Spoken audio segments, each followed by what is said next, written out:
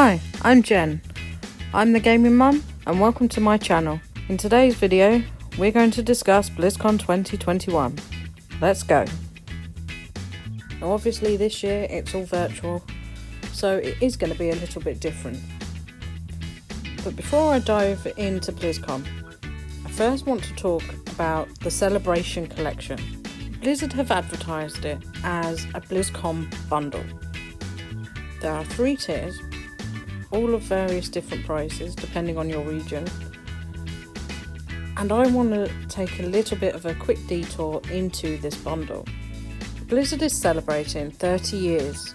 However, I think the scale bundle is as badly priced as the expansions for their games. Now in previous years, the BlizzCon virtual ticket was around the £25 mark here in the UK. Now, I get that this is a special anniversary, but to me the price of these bundles and what they're offering actually hints that their games are decreasing in popularity. And in the realms of World of Warcraft, for example, I've not heard great things about recent expansions. Please note that I have not played WoW since early 2017, so I cannot give an accurate personal opinion on that. Now, on surface level, it looks like they're offering a lot for the price, but when you actually pause a moment and think about it, it actually seems to be a half-hearted effort to try and make money out of unsuspecting Blizzard fans. Now sure, these bundles are available until September 2021, but that also bothers me a slight bit, especially in regards to the schedule, and possibly means bad news for fans waiting for updates on games or even new ones. Now, I might go into more detail on these bundles in another video. Please comment below if this is something you'd like to see. Now sure, 2020 and 2021 have not been kind what with COVID-19, especially for the gaming industries, as people all over the world learned to work from home and perhaps might not have the resources at home for the best environment, though I'm sure Blizzard made sure their employees had adequate equipment for their job. Now, I do understand that BlizzCon will be different due to the pandemic, and perhaps stuff isn't ready to be revealed yet. But the schedule and the hints from the bundles worry me as a gamer. As much as Blizzard likes to surprise their fans, the schedules hint at nothing new. Of course, they could have planned something for their What's Next panels. The only game franchise that it looks like there could be significant talks on is Diablo. Now this doesn't bother me, I love Diablo and I actually own it on PC, Nintendo Switch and the Xbox One.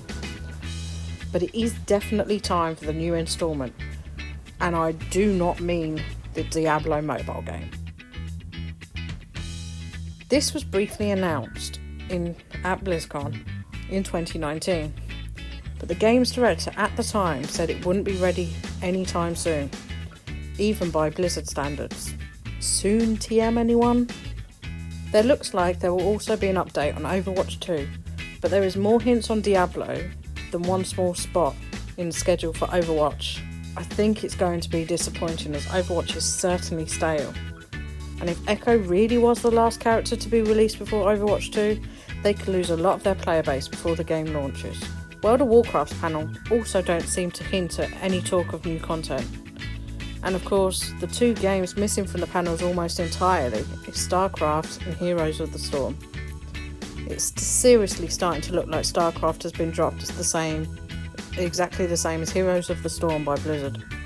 That is a severe shame. And while Heroes of the Storm and StarCraft has a loyal fanbase, even now I don't understand why Heroes of the Storm was dropped so quickly, as even now people are playing, and tournaments were attended online by thousands too. I honestly still don't understand that decision. Over recent years, it's been made obvious of Activision's involvement in the company.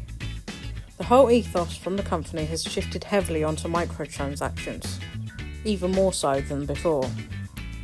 Looking at the heavily banned, globally, loot boxes in Overwatch and their money-making schemes.